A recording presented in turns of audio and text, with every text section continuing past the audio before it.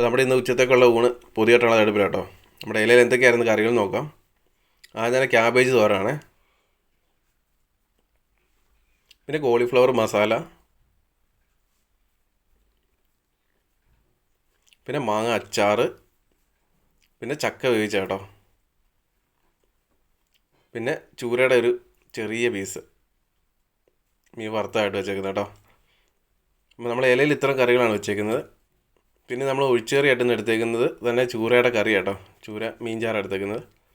ചക്ക വേവിച്ചൊക്കെ ഉള്ളതുകൊണ്ട് മീൻകറി നമ്മളങ്ങനെ എടുത്തേക്കുന്നതാണ്. നമുക്കിന്ന് എല്ലാം കൂടെ കൂട്ടി 38 പൊതിയായിരുന്നു കേട്ടോ. നമുക്കതിലൊരു 7 പൊതി എന്നൊക്കെ നമ്മുടെ ഫോളോവറായിട്ടുള്ള എൽസേച്ചിയുടെ അമ്മയുടെ ഓർമ്മ ദിവസമായിരുന്നു ഇന്ന്. അപ്പോൾ അതിൻ്റെ പൊതി നമുക്ക് തന്നിട്ടുണ്ട്. അത് കൂടാതെയുള്ള പൊതികളെല്ലാം നമുക്കിന്നുണ്ട് കേട്ടോ. രാവിലെ തന്നെ എല്ലാം നമ്മൾ അർഹതപ്പെട്ടവരുടെ കൈകളിൽ എത്തിച്ചു കൊടുത്തിട്ടുണ്ട്. അപ്പോൾ ഇതുപോലുള്ള പ്രവർത്തനങ്ങൾ നിങ്ങൾക്കും എൻ്റെ കൂടെ ഒരു ഭാഗമാണ് കേട്ടോ. നമുക്ക് കഴിഞ്ഞ വിഷുവിന് കുറച്ച് ഡ്രസ്സ് മിച്ചം വന്നിട്ടുണ്ടായിരുന്നു കൊടുത്തു തീർക്കാൻ കേട്ടോ. അതിന് നമ്മൾ ഇന്നുകൊണ്ട് മാക്സിമം കൊടുത്തു തീർത്തിട്ടുണ്ട്. അപ്പോൾ ഇതുള്ള പ്രവർത്തനം നിങ്ങൾക്കും എൻ്റെ കൂടെ ഒരു ഭാഗമാണ്. അതിനെക്കുറിച്ച് കൂടുതൽ അറിയണമെന്നുണ്ടെങ്കിൽ എൻ്റെ വാട്സാപ്പ് നമ്പർ മേളിൽ കൊടുത്തിട്ടുണ്ട്. താല്പര്യമുള്ളവർക്ക് മെസ്സേജ് അയക്കാം കേട്ടോ. അപ്പോൾ നമുക്കിന്ന് പൊതിയെ സഹായിച്ച എല്ലാവർക്കും ഒരുപാട് നന്ദിയുണ്ട് കേട്ടോ.